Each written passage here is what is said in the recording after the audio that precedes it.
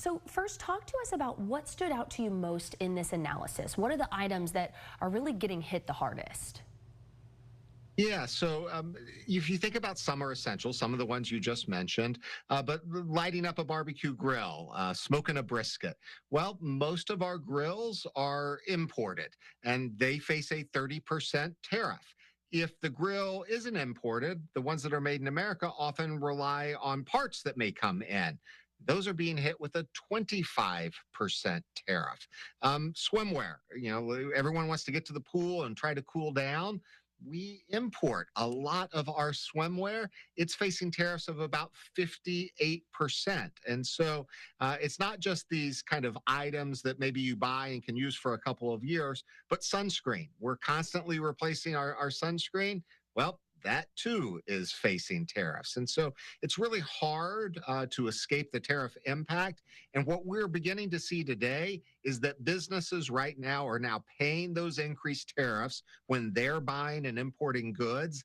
And that means that we're not very far away from us, the consumer, feeling that price increase when we're in the store.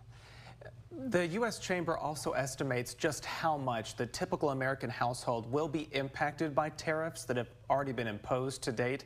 How big of an effect will those have?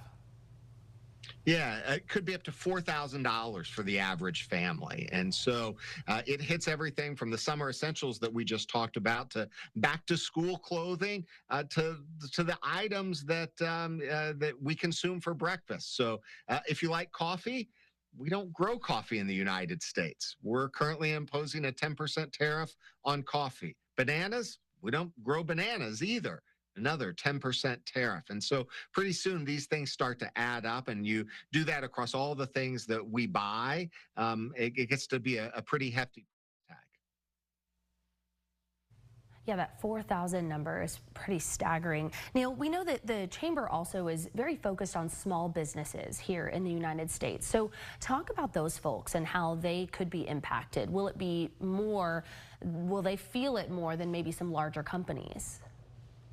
They absolutely will. And so, the interesting thing is a lot of times people think imports, they're like, oh, that's a big business thing. There are big stores that are importing. And of course they do. But actually the numbers, 97% of all businesses that import are actually small businesses. So there's about 36,000 businesses in Texas who bring in goods from other countries. And, 90+% of those are small businesses.